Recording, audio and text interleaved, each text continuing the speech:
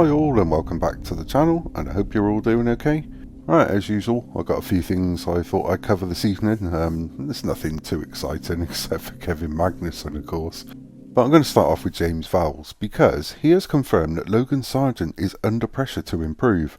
Sargent has scored just 1 point since the start of his F1 career in 2023, and Williams have recently been linked with highly rated Mercedes teenager Kimi Antonelli.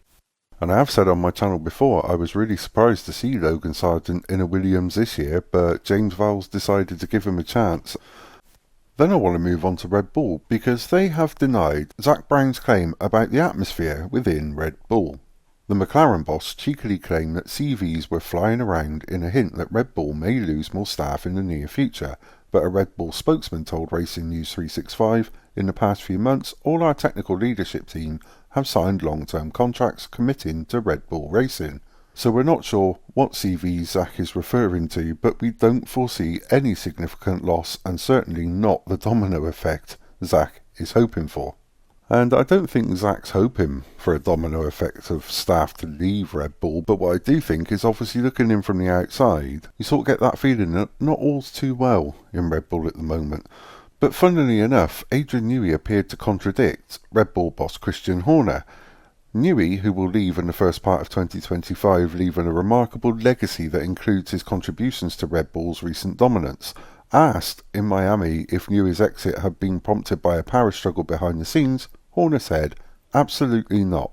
This has been coming for some time." But later in the day, Sky Sports asked Neir the same question, and he said, "If I'm honest, kind of. I guess over the winter, a little bit, and then events have unfolded. This year I'm in a very lucky position where I don't need to work to live. I work because I enjoy it, and as I say, I just felt that now is a good time to step back and take a bit of a break and take stock of life and go travelling a bit."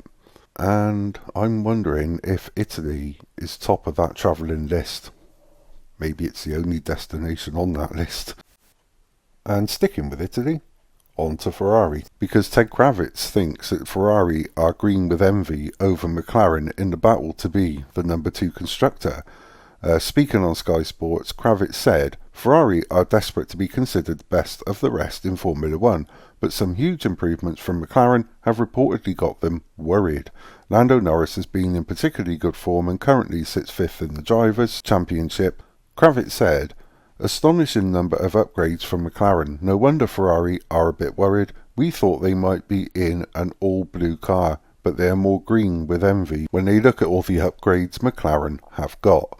And I think it was 10 upgrades they brought to the car in Miami, which is a phenomenal amount. Zak Brown did describe it as a B-spec car, so there must be some significant differences on that car, and it did start to show promising results, but unfortunately McLaren can't seem to make those soft tyres work at the moment. And the only other thing to mention is Kevin Magnussen, because he's been called to the stewards in Miami after collecting 4 separate penalties in the space of 19 laps during the sprint. Magnussen has had to explain his behaviour ahead of qualifying after a charge of alleged unsportsmanlike behaviour.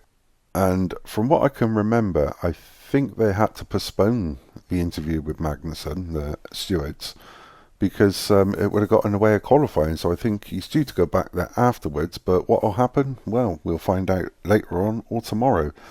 But anyway, that's all I got for you this evening. Sorry it's a quick and short video again. Trying to get this all sorted out so that I can clear up a few other things and sort out my recording issues before settling down and watching the race later on today. As always, thank you so much indeed for your comments, your likes and your shares. Again, I really and truly do appreciate it. It means a lot to me, and thank you so much indeed for that. And of course, if you do like what I do, please consider pressing the like button, also press the subscribe button, and also press the notification bell so that you get those all important future warnings of my uploads.